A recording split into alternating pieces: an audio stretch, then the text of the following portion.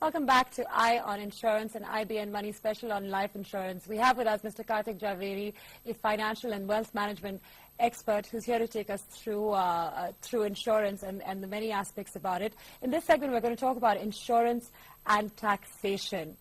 Now, a lot of people have written asking us, what are the tax benefits when you go for insurance? Mr. Javeri, can you shed some light on that? Well, there is a section in the Income Tax Act which is known as the Section 80C, which allows you to invest as much as up to 1 lakh into a variety of products. Insurance happens to be one of them. So you could actually invest or have a premium up to the extent of 1 lakh into insurance, and that is going to be totally exempt from your tax, which effectively means that if you're on the 30% tax bracket, you will save about 30,000, 33,000 of your tax liability. Okay, well, here's a related query that came in on email. I'm just going to read it out. Is the final sum received at the end of an insurance tenure taxed? Well, this is very interesting. Right now, with the current laws and provisions, this insurance amount on, as we call as the maturity benefit or the survival benefit, is completely tax-free in the hands of the individual. However, in our Indian context, in the last 2-3 years, we've been talking about something called EET, exempt, and tax, which essentially means that at the time of deployment, it's tax-free. At the time of earning returns, it's tax-free. But on maturity, there is a high chance that you will have to pay tax. It was supposed to have been announced in this year's budget, maybe another year or give it another 2 years. But expect tax. That's how it happens anywhere else in the world, and India should be no different. Okay, well, I'm going to move on to something that's particularly important for women to listen to. Here goes. Hi, I'm a single working girl and I want to invest in insurance. So where should I invest?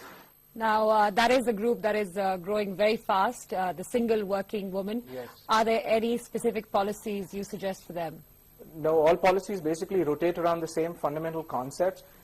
She's a single lady. I don't know if she's got children or is her parent, etc., or any one of her family members dependent on her.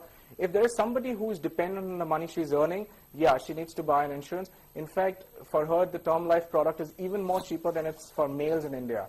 So that's the best option. Now, the thing is, if you really need it, buy the insurance. If you don't need it, I think you should be looking at creating wealth for yourself and look at mutual funds, look at properties, look at equity stocks, look at metals, look at gold. I mean, look at these kind of avenues also. So don't just do it because somebody tells you that it's a great thing to do or you must have insurance. You're a single lady, you may not really need insurance. When you need it, that time buy the term, it won't be so expensive even then. Okay, great. So look after your investments, especially all you single women out there. Now we have a young professional joining us from Bangalore. Mr. Harsh, go ahead. Good evening, Mr. Karthik. Hello. Hi. Yes. Go ahead, my question is, I'm 24 years old, working for a software company in Bangalore. So I'm earning right now 2.2 lakh per annum. So I have recently made an insurance with LIC for rupees 6 lakh for a span of 25 years. The premium is 30,600 almost per year. So the scheme is also a money back one, wherein I'll be getting 90,000 rupees back after every 5 years. So and on the 25th year, I think I'll be getting around 8 lakh rupees. So can you please tell me whether I have made a correct investment or I have taken a correct policy or not? Okay, Harsha, listen to this very carefully. You're paying 30,000 per year. In 25 years, you're going to pay 7,50,000. Okay? Okay, you're covered for 6 lakhs. Now, a 6 lakh cover with a term life would have costed you about 3,000 rupees, which is 1/10 of this money. Okay? Okay. The rest of the money, that is 27,000, actually could have gone into a mutual fund and you would have got far, far more than the 8 lakhs odd that you're going to get on maturity. I don't think this is the best option that you have chosen. Money back is the most expensive policy, or it's the most expensive type of policy.